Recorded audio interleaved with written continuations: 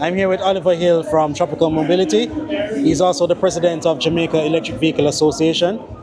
Oliver, exciting stuff here behind us. Can you tell us some more about it? Sure. So, Tropical Mobility was really founded to advance electric mobility in Jamaica and the Caribbean. Ultimately, we have kind of a regional vision, but right now we're working with different partners in other countries. And so we sell a full range of electric vehicles, from electric kick scooters to electric bicycles, electric motorbikes, electric ATVs, electric passenger vehicles, and also electric buses. Obviously, an electric bus, whether it's a coaster-sized bus or a coach-sized bus, they're quite expensive.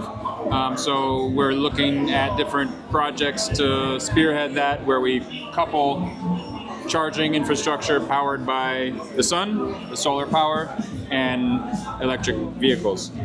So that's really our business model, is to promote electric vehicles because they're more efficient. They just drive better also in terms of performance.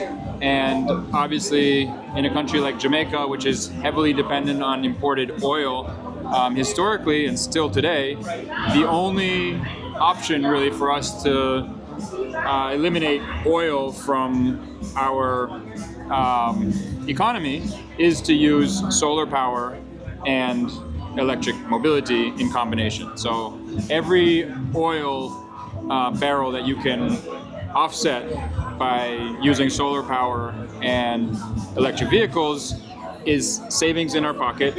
And obviously there's something called global warming, which is disproportionately affecting countries like Jamaica, small island developing states. They call them SIDS. And so we are very subject to extreme climatic events like hurricanes. Yeah. And so if we want to show the world that we're basically taking this thing seriously, and other developing countries, which pollute a lot more, should do their part too, I think we should do our part in Jamaica by going electric and by using as much solar power as possible. Okay, well said. So I know you have something here called Tropical Delivery. Right. You were telling me about the app. Can you tell us some more about that? Yeah, so in any business that I go into, I like to be a customer of that business. And, I think there's a huge demand for an efficient delivery service. Given that we sell electric motorbikes and we have a distribution model as a business, we don't want to just buy electric bikes and put them in a warehouse and put them in a store and wait for people to come buy them. We want to demonstrate the use of those vehicles and demonstrate that fleets can really save a lot of money by going electric. And that's the truth. When I bought my Tesla, we're now selling Tesla vehicles and servicing Tesla vehicles. My fuel bill, what I pay at the pump, went from around $90,000, sometimes $100,000 a month to zero. And of course, if I charge the car from JPS, then my electricity bill is going to go up, but it's not going to go up to 100 grand. So right now, I don't really pay attention too much when I charge the car. I have a charger at home, I've got solar at home, I have a charger at work, I've got solar at work. At home, before I started charging the car, my JPS bill was zero because I have a net billing system, so I'm exporting my excess generation to the grid. That reduces my bill by whatever I export, and so my bill was zero. Now that I started charging the car, my bill's gone up to like 25 grand a month. Sometimes this month I think it was $33,000, but that's much better than $100,000 at the pump. And if I were careful about it, I could just charge during the day when I have sunshine. And at work, I typically only go to the office during the day when there's sunshine. So we're using our excess solar power at the office to charge cars. And that for a company means savings. For homeowners and for motorists, that means savings. I want to show you this charger right here. This charger is actually manufactured by Victron, which is a company that produces solar inverters and related equipment like charge controllers. This, because they also produce electric vehicle chargers, when you couple this with Victron inverters for the home, you can basically program the brain of this system. It's called the Servo GX device. You can program that to only inject your excess solar into the car. So if I need to implement this at my own home. That's my next step, because I started with a grid-tied system, so I don't have any batteries at home. When my JPS bill is zero, it's just because I'm using the grid like batteries. I'm exporting, and then at nighttime I use the grid. But I export so much more than I consume from the grid that basically my bill was zeroed out.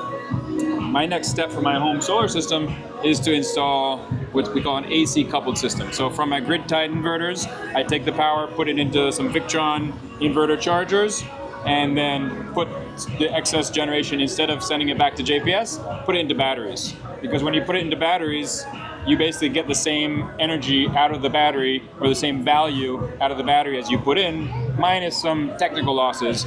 But when you send it to JPS with a net billing contract, JPS compensates you at about a third of what they charge you.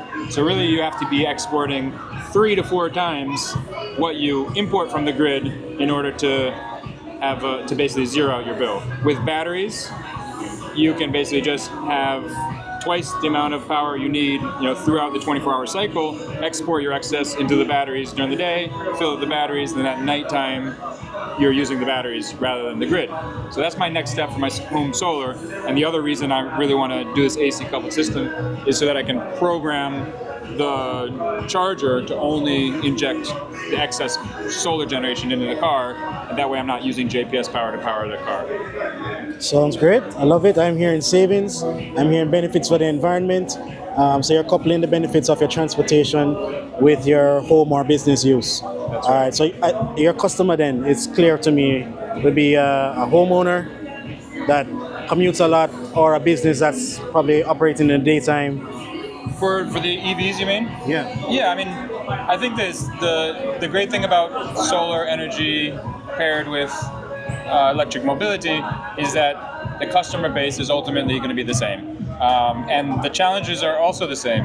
The challenge for people to go solar or to go electric is typically the high upfront costs, because historically electric vehicles have been a little bit more costly than conventional vehicles.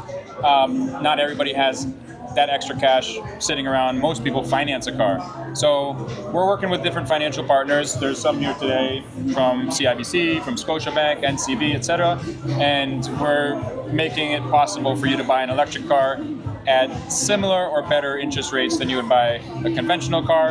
And then the other great thing about electric mobility in Jamaica is the Jamaican government has adopted an EV policy.